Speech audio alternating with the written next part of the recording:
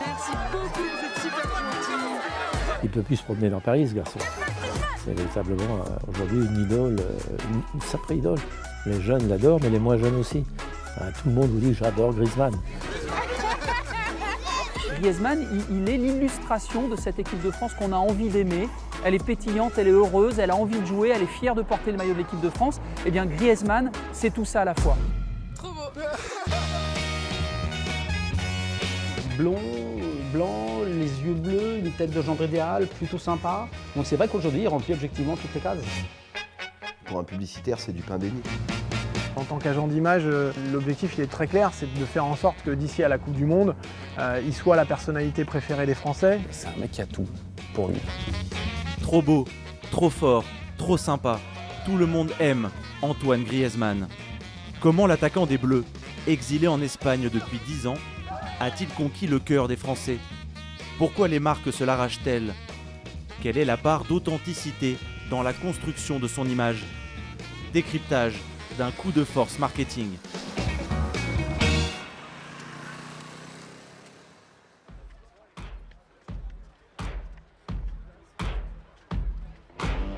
Pour prendre la mesure du phénomène Griezmann, c'est ici qu'il faut commencer. Le 28 mars dernier, les Bleus affrontent l'Espagne au Stade de France. Si en politique, les sondages fixent les tendances, dans le football, c'est le flocage des maillots. Entre septembre et décembre 2016, 55% des tuniques de l'équipe de France vendues portaient le nom d'Antoine Griezmann. Loin, très loin devant Paul Pogba. Un véritable plébiscite. Il représente bien l'équipe de France, la jeunesse, la fougue, tout ça, voilà. Il est beau. Il joue super bien. Ouais, il joue bien. Il prend pas la grosse tête comme d'autres footballeurs, comme Ronaldo. C'est le joueur le nouveau Zizou, quoi, un peu. On voit qu'il a vraiment l'amour du maillot, de l'équipe de France, ou même en club avec l'Atlético. Il est parfait, quoi. À la Fédération française de football, on voit d'un très bon œil l'émergence d'Antoine Griezmann. Il est souriant, il est espiègle, il ne fait jamais la gueule. Donc c'est un garçon tout le temps, très très très souriant. Donc c'est vrai qu'il a une cote d'amour méritée, parce qu'en plus c'est un bon joueur. C'est pas le tout d'être souriant, mais enfin c'est la grande classe. Les jeunes l'adorent, mais les moins jeunes aussi. Tout le monde vous dit « j'adore Griezmann ». Sa soudaine popularité, Antoine Griezmann la doit avant tout à son Euro réussi. 6 buts, dont un doublé contre l'Allemagne en demi-finale. En un mois, le Mâconnais est devenu le porte-drapeau du football tricolore. Quelques semaines après la finale perdue, il entre directement dans le top 10 des personnalités préférées des Français, selon le classement du Journal du Dimanche. Antoine Griezmann est le nouvel héros national. Pour de très bonnes raisons, mais pas seulement. Il n'est pas beaucoup plus gros que les autres, il n'est pas plus fort, il ne fait pas plein d'abdos, mais en revanche il est malin, il fait gagner les Français. Ça rappelle un petit peu un personnage de BD très connu, très apprécié des Français, qui est Astérix. Eh bien c'est un petit peu notre Astérix à nous dans l'équipe de France de foot. On a envie de l'aimer, il fait gagner les Bleus, et c'est ça qui fait la force de l'image d'Antoine Griezmann. C'est pas le joueur de foot inaccessible qui va poster des selfies devant son jet privé avec une Bugatti Veyron qui ronronne derrière. Donc c'est un mec auquel on peut s'identifier en fait. C'est un mec sympa, en plus c'est un beau mec, il a un peu des airs de gendre idéal, donc il a beaucoup de succès envers le public féminin. Je vais dire quelque chose qui est politiquement un peu incorrect, mais il est blanc, entre guillemets. Donc il y a des blagues, des beurres, il fallait aussi un blanc dans la plateforme, entre guillemets, le panel de type d'athlète qu'on pouvait avoir. Donc c'est vrai que ça joue aussi. C'est peut-être aujourd'hui, comme Christophe Lemaitre était le premier sprinter blanc sous les 10 secondes, c'est peut-être le bon footballeur blanc français du moment. Blond, blanc, les yeux bleus, une tête de gendre idéal, plutôt sympa. Peu ou pas de casserole, je dis pas de casserole parce qu'il est dans l'histoire des espoirs qui étaient partis en boîte de nuit, ça c'était oublié, comme si on avait gommé sur son palmarès la tâche un petit peu ennuyeuse. Donc c'est vrai qu'aujourd'hui il remplit objectivement toutes les cases. Cette tâche n'est pourtant pas si lointaine. Souvenez-vous, nous sommes en octobre 2012. 5 internationaux espoirs font le mur pour une virée nocturne dans Paris. Le scandale est retentissant, la sanction lourde.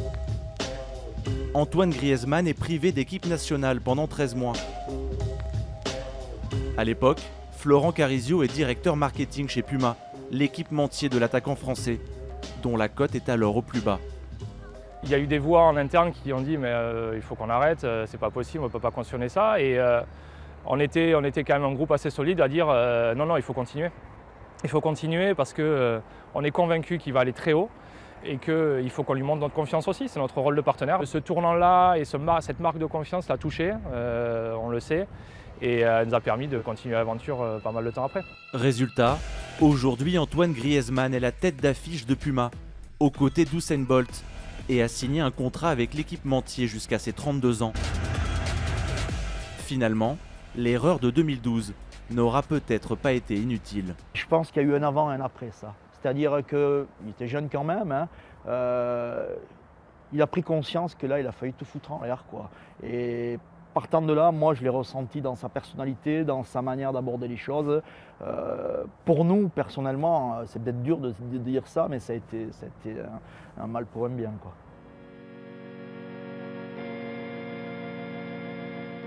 Eric Olatz est le mentor d'Antoine Griezmann, l'homme qui lui a donné sa chance en le recrutant à la Real Sociedad quand il avait 14 ans.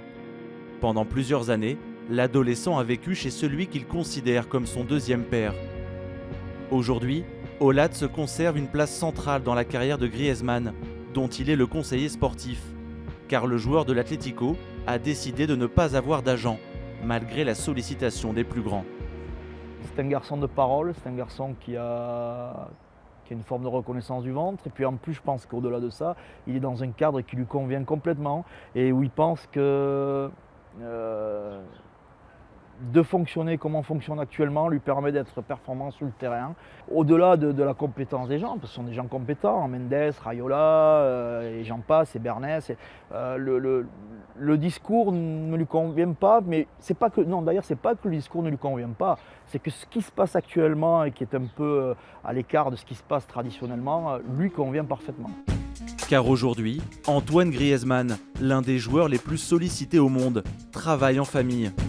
Son père, Alain, et Eric Olatz s'occupent du sportif.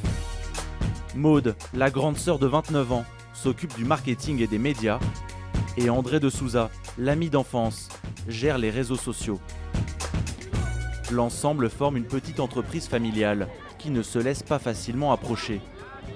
C'est ce qu'a réussi à faire Sébastien Bellencontre à l'automne 2014. Cofondateur de l'agence Force Success, il propose à Antoine Griezmann de l'aider à développer sa notoriété. Cela tombe bien, c'est exactement ce que compte faire le jeune international, qui sort d'une Coupe du Monde prometteuse. Il y a quelque part cette volonté de construire un personnage public et de le construire intelligemment. C'est-à-dire que souvent, on devient, quand on est un sportif connu, reconnu et talentueux, on devient une personnalité publique malgré soi, j'ai envie de dire. Lui, il avait envie de contrôler ça en fait. Il a eu l'intelligence de comprendre que s'il allait continuer à évoluer, il deviendrait de lui-même une personnalité.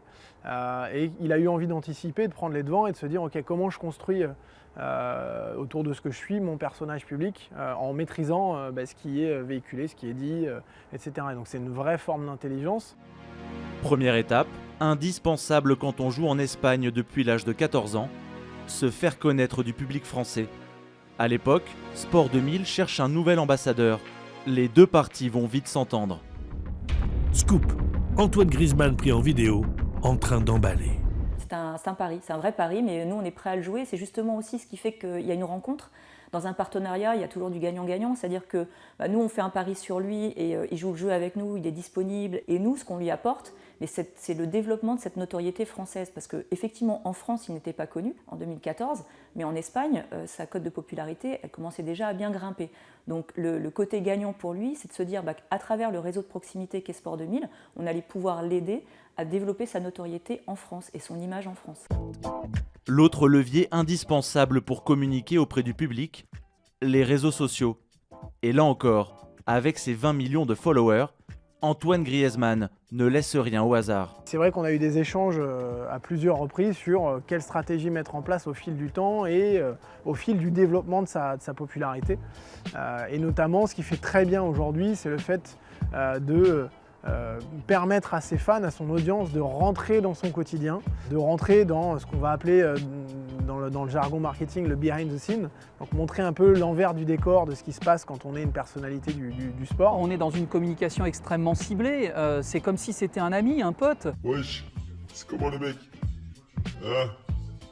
Bon gosse, ça, le Grizzly, hein? Il réagit de manière plutôt amusante, de façon très réactive et toujours en proximité avec son public. Voilà, première sélection. Beaucoup de pression.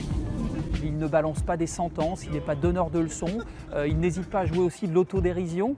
On le voit parfois à côté de sportifs bien plus grands, bien plus forts. Donc tout ça, ça vient encore enrichir son image, en faire quelqu'un d'accessible. Et ça aussi, c'est intéressant pour les marques. En général, les marques nous livrent, j'ai envie de dire, les clés d'une publication. Et puis ce qu'on fait avec Antoine, le parti pris qu'on a eu depuis un certain moment, c'est de dire on a l'essence de ce qu'on doit publier. Par contre, on va personnaliser le message, l'intention va être vraiment très personnelle. Et c'est ce qui fait que ça fonctionne. Ils sont arrivés. Les New Boots. L'humour, c'est un levier important dans la pub. Ça marche assez souvent d'utiliser l'humour pour engager les gens dans le contenu que tu vas leur proposer. Et donc, quand tu regardes un peu la capacité d'Antoine Griezmann à avoir du recul sur lui-même, à faire un peu le con dans les contenus qu'il poste de manière assez régulière, tu te dis que c'est une bonne valeur sur laquelle tu vas capitaliser pour le mettre en scène. Le résultat, c'est ce film pour les déodorants Puma. Allô? Quoi? Maintenant? Publié en novembre, il est devenu la publicité française la plus populaire sur YouTube en 2016.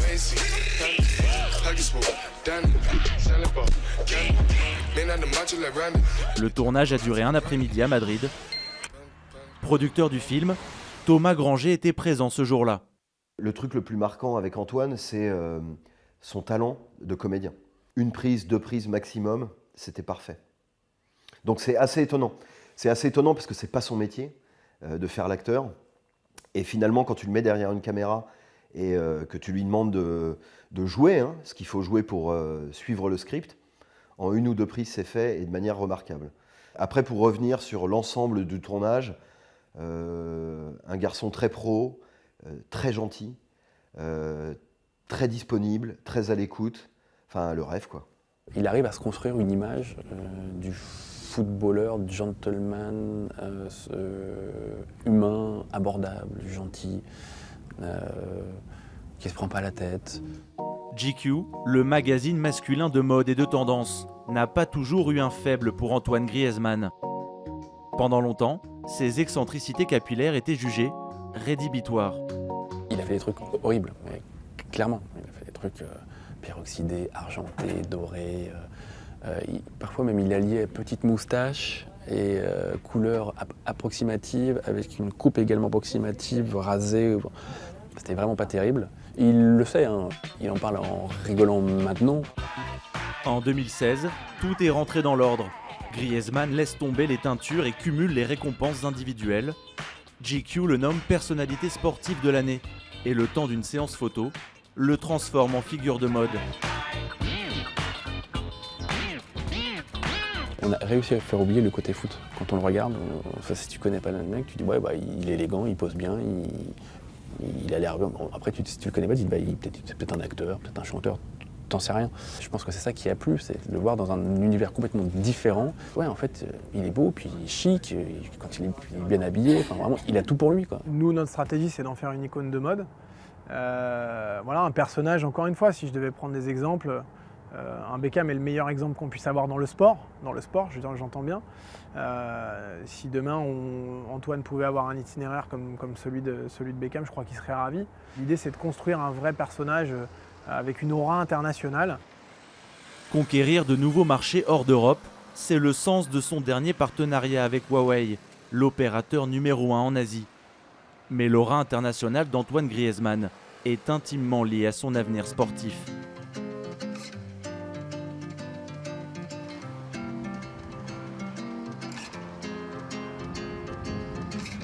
En Espagne, le sujet est devenu une préoccupation quasi quotidienne. Va-t-il, oui ou non, rester à l'Atlético de Madrid la saison prochaine? Selon le quotidien sportif AS, la question est déjà tranchée. Griezmann ne va pas partir cet été, c'est une certitude. L'Atlético ne veut pas le vendre avant d'inaugurer son nouveau stade la saison prochaine. Mais en 2018, là pourquoi pas? Il y a une vraie possibilité qu'il aille au Real Madrid, ce qui me ferait très plaisir en tant que supporter du Real. Publiquement, Antoine Griezmann, également approché par le Barça et par les grands clubs anglais, n'a jamais fermé la porte à un départ chez le club rival. Une perspective qui inquiète ses supporters. Oui, on a peur que le Real paye la clause de départ et qu'il signe là-bas. Griezmann sait que s'il part au Real, ça nous ferait très mal. C'est l'un des nôtres. Car Antoine Griezmann, c'est la star de l'Atlético, le joueur qui fait vendre le plus de maillots, devant Fernando Torres et Yannick Carrasco. Arrivé en 2014 chez les Colchoneros, c'est ici, sous les ordres de Diego Simeone, qu'il est devenu un joueur majeur. À l'Atlético, Antoine est devenu un homme sur le terrain. Aujourd'hui, il prend ses responsabilités quand l'équipe en a besoin. Il poursuit le chemin qui peut le mener à devenir le meilleur footballeur du monde. Seul ombre au tableau depuis qu'il est à l'Atlético, Antoine Griezmann n'a remporté qu'une Supercoupe d'Espagne. À 26 ans, le Français n'a que ce titre à faire valoir sur son palmarès. C'est peu quand on veut devenir une icône de son sport. Mais s'il n'a pas de grande conquête à raconter, le vice-champion d'Europe a pour lui une trajectoire peu commune. Car avant de percer en Espagne, Griezmann a d'abord été rejeté par tous les centres de formation de France. Ce parcours cabossé, c'est le fil conducteur de son autobiographie écrite avec Arnaud Ramsey, qui sort le 18 mai prochain. Son titre, Derrière le sourire. Il m'a dit, voilà, j'ai envie de raconter comment j'en ai chié, j'emploie ces mots là volontairement parce que ce sont les siens, comment j'en ai chié pour en arriver là. C'est-à-dire que derrière les sourires et la bonne humeur, moi, Antoine Griezmann, j'ai souffert, j'ai galéré, donc il ne s'agit pas de faire pleurer dans les chaumières, mais de raconter que derrière cette réussite, il y a une volonté, des hauts et pas mal de bas. C'est quelqu'un de tenace et qui a montré qu'il était capable de rebondir après une difficulté. Si demain il se blesse, on verra sur le lit d'hôpital la photo où il prend son plâtre en photo. Ouais, c'est aussi ça qui crée de la valeur. Et presque ça ne sera pas grave. La première fois, il va remettre ses chaussures, il va exprimer de la joie. Tu vois, c'est un mec qui a une vraie capacité à raconter son histoire. C'est en ça qu'il a de la valeur marketing en fait. Son histoire et sa notoriété n'attirent pas seulement les marques. Selon nos informations, pendant la campagne présidentielle, Antoine Griezmann a été approché par 2 candidats, de bords très différents, Benoît Hamon et Marine Le Pen. Le joueur n'a pas donné suite. C'est plus un pote que quelqu'un qui va avoir des convictions profondes. Ça arrivera peut-être avec l'âge, il ne faut pas perdre de vue qu'il est encore nouveau dans cette médiasphère. Donc ça viendra peut-être avec l'âge, avec un peu plus de maturité. En tout cas, pour le moment, son actif marketing, c'est plus la proximité, plus que le charisme. Il y a une volonté, ça ne veut pas dire que c'est quelque chose qui est irréversible, mais par exemple de rester sur des discussions qui sont axées sur le sport, pas rentrer en politique et tout. Bon, sur discussions politiques ou autres, ça viendra peut-être avec le temps, la maturité, l'intérêt. Pour l'instant, ça ne fait pas partie de son bagage, mais oui, on essaye d'être quand même présent un peu partout, mais sans être excessif, quoi. Ne pas tomber dans l'excès, c'est tout l'enjeu des mois à venir. Pour le moment, Antoine Griezmann compte 8 sponsors, mais d'autres contrats sont en négociation. Et bientôt, le joueur devrait sortir sa propre marque à destination du jeune public. Attention à ne pas saturer le paysage. Aujourd'hui, j'aurais tendance à dire Griezmann, c'est un bon produit. Faut juste qu'il ne se mette pas à avoir 20 marques qui passent des tunnels de pub sans arrêt avec lui, quoi. Le positionnement aujourd'hui tel que Antoine le prend à travers ses partenariats reste très cohérent. Donc il n'y a pas un contrat sur lequel il va jouer la superstar ou l'autre où il va être très en proximité. Il garde sa ligne, il est lui-même dans chacun de ses partenariats. Donc c'est ce qui fait qu'au final, tous les contrats marchent bien les uns avec les autres, je trouve, aujourd'hui. Donc le risque de dilution, on peut toujours l'avoir s'il continue à signer des contrats, mais aujourd'hui, on va dire que le nombre de contrats et la nature de ces contrats ne nous gênent pas. Il y a un geste que les marques adorent parce qu'il personnifie Antoine Griezmann. sa fameuse célébration. Empruntée au chanteur Drake lors de l'Euro 2016, elle accompagne désormais chacun de ses buts, avec le risque de paraître trop fabriqué. Le jour où il va commencer à le faire parce que dans son contrat il est spécifique qu'il doit le faire, ou parce qu'il pense que c'est bien qu'il le fasse, parce que ça contribue à construire son personnage, il va perdre ce qui fait son point de force, qui est son authenticité. Donc son sujet, le gimmick, c'est très bien, il l'a fait naturellement, il faut qu'il le garde, et ça a permis aux marques de s'accrocher à une gestuelle un peu sympa comme Bolt l'a eu à son époque. Pour autant, il faut continuer à le faire simplement. La force de Griezmann, c'est l'authenticité. Donc son risque, c'est de la perdre, l'authenticité. Tant qu'il la garde, il fera un carton. Le jour où il commence à ne plus être ce qu'il est, là, il va être mal. En misant sur l'authenticité dans sa stratégie marketing, le début d'une ambiguïté, Antoine Griezmann a conquis un très large public. Tant que le sourire ne se figera pas, et tant qu'il marquera des buts, il n'y a aucune raison que cela change.